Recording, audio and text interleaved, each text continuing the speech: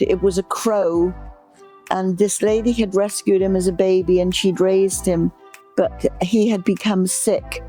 So she brought him to us, and we kept him, fed him, and eventually released him here on the property. And then one day I came out and he said hello to me. He would follow me around sometimes. She would bring me nesting materials to build a nest for her, but I told her I didn't have the time for that. She would fly alongside of me and accompany me. And one day she wasn't there in the morning, and I never saw her again. But I had a dream about her that night. And in the dream, I said to her, "Why did you leave?" And she said, "I thought you wanted me to be free." That's the one that touched me the most. I was born in England and went to school there. I also did my nurse training there. I was a registered nurse. Then I started traveling, working in several different countries around the world. And I did come to Canada in 1964. I stayed for a while, but I left after about 2 years and did some more traveling, and eventually came back in the 70s. About 74, I think, I came back to Canada, to Newfoundland. I was working in a hospital there, and I met my husband there, and we eventually moved to Ontario because we wanted to have a hobby farm. And there's lots of land in Ontario and it's cheaper. In Newfoundland we had horses, but we couldn't even take the horses out into a field because there was no pasture available. It was all very rocky. So we came here to Napanee and we started a hobby farm. And after about 3 or 4 years, I got involved with the local Humane Society, and they asked me if I would be interested in helping with some orphan raccoons. And I thought, well, that would be easy. It's like kittens or puppies. So first year I did 7. The second year they asked me, I did 15. The third year they asked me and I did 35. And after that I stopped counting. Because other people had found me by then and they were bringing me chipmunks and squirrels and beaver, otters, all kinds of things. There was a lady in Verona at the time. Her name was Kit Chubb. She was called the Bird Lady of Verona. And she did all the birds and I did all the mammals, and it worked very well. But she got sick. She became sick with working with birds constantly. So she got a lung disease. She had to stop doing birds. So I had to pick up the slack and start doing all the birds. That was very difficult because I was a nurse and mammals are very similar to us. Their organs are in the same places and the drugs are often very similar. But birds were a whole new thing for me. It was very, very difficult. I had a big learning curve. My husband was a physician at the local hospital, and in his spare time he started building cages. He wouldn't use any second-hand lumber. He wanted everything brand new, but he did build them. The first few prototypes weren't that good, but we got better and better as we went along. And actually, some of the cages that he built 30 years ago are still standing now. There is a saying, build it and they will come, and we built and we did, and we're still building now. So we're ready to take more animals and birds constantly, and we're often asked by other rehab centres to help with animals and birds because they don't have the room. We have, for instance, a huge fawn field that's several acres, so we can take several more fawns. Most of the rehab centres aren't big ones. They're in people's backyards, people just started up in their own homes. But we were lucky enough to have a sponsor who built the hospital for us. And I've been helping, the donations help to build more cages. So you build and they'll come. We fill them every year. Well, Sandy Pines was started probably about 35 years ago when I started taking raccoons.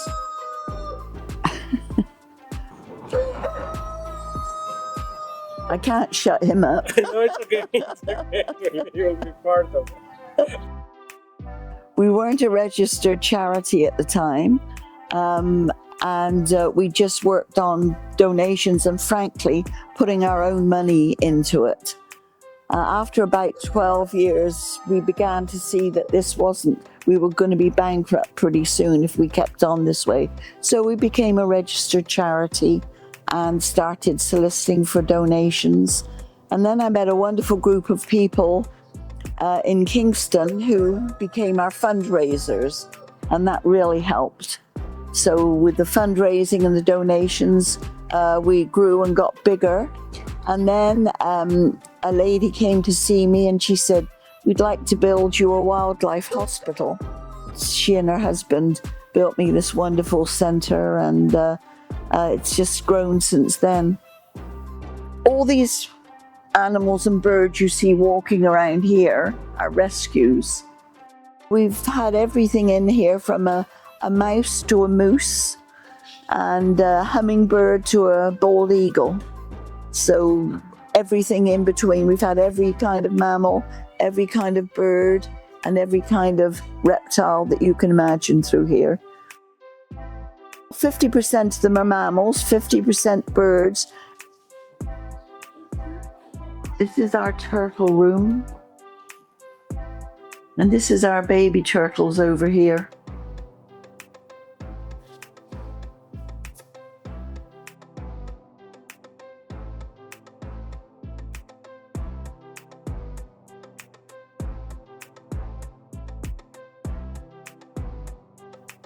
Turtles that are recovering from injuries.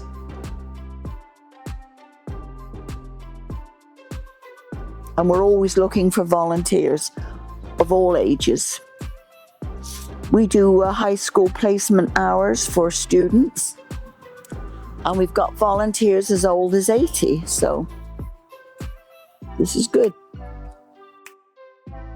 You could be emptying the garbage, you could be cleaning a bird cage, you could be sitting out the back scrubbing dirty cages. Every time an animal moves from a cage, it has to be thoroughly cleaned, scrubbed and disinfected before it's moved on to another area or released. You could be feeding squirrels, baby squirrels that are in cages.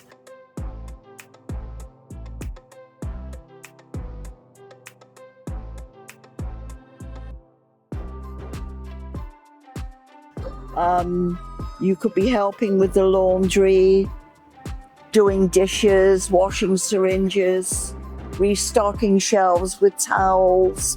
You could be doing absolutely anything, but there's no such thing as a typical day here.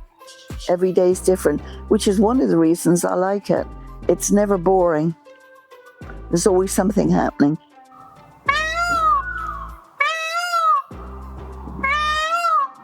You need to have a love of animals.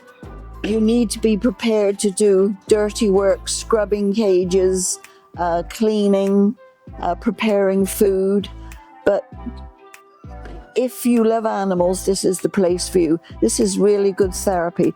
We have people come here that are ex-military, have PTSD, other problems, and working with animals is very therapeutic. And we do give good training. We don't just throw you in the deep end. In this wooded area, there are about 60 cages. Here we put raccoons, foxes, skunks, chipmunks. In the back area, we have a fawn pen that we keep the fawns in. And in the backfield, we have some big coyote and fox pens that we keep those in. We have a wonderful education program here at the moment. It's very extensive. It covers a lot of area. We have 2 people working. We have online programs for the schools. I'm hoping that people will be more humane to wildlife and realize that wildlife is part of the environment and we have to coexist. We can't live without the animals, the reptiles, and the birds on the planet. We have to live together.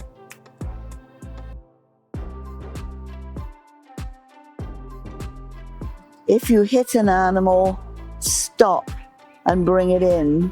Treat it with the same compassion and care that you would like to receive if you've been hit on the road. Animals are no different from us. They feel pain, they suffer, they have emotions. They need the respect that humans get when they are injured and in pain.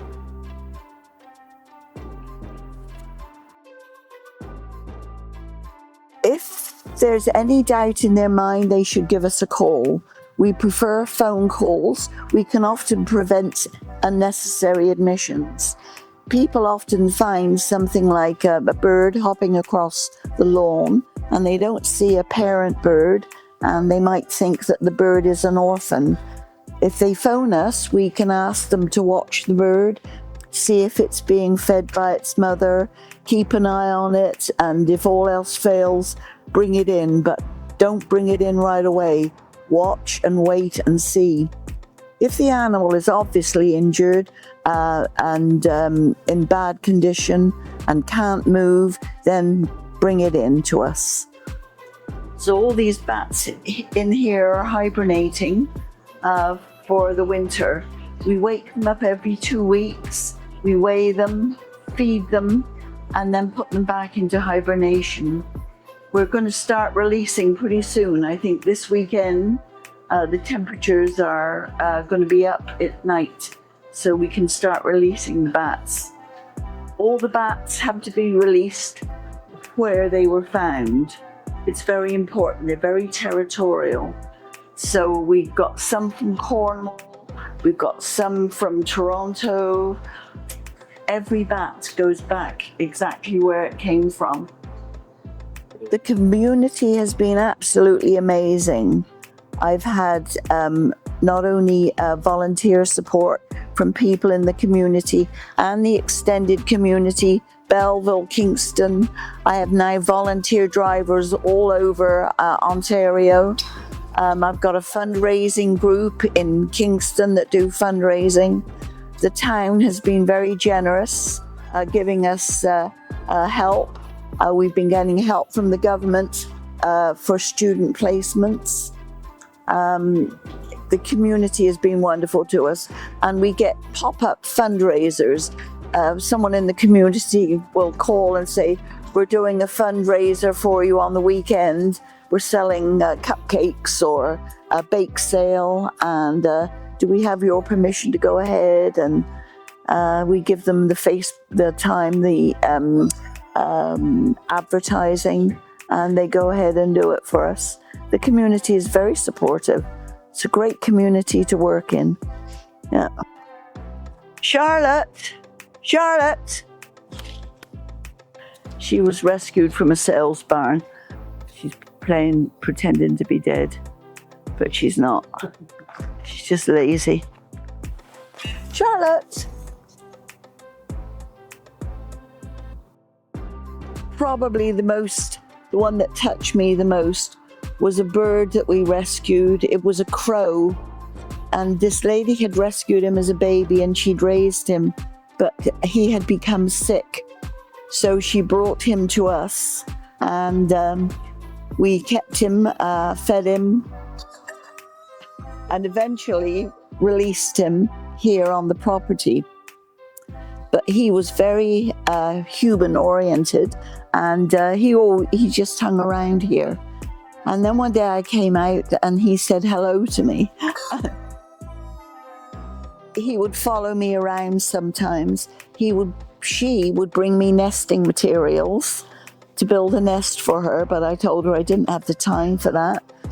And when I went out on the ATV, anywhere in the back property, we've got 60 acres here, she would fly alongside of me and accompany me. And she became wilder and wilder. And one day she wasn't there in the morning, and I never saw her again.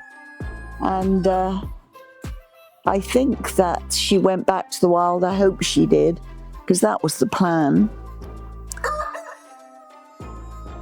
But I had a dream about her that night, and in the dream I said to her, "Why did you leave?" And she said, "I thought you wanted me to be free." That's the one that touched me the most. Sometimes he's good. Mm-hmm. When he's good, he's very, very good. And when he's bad, he's awful.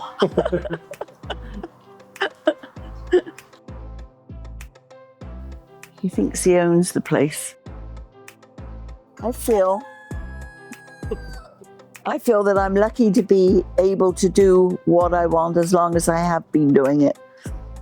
I'm just a very lucky person to be able to do this.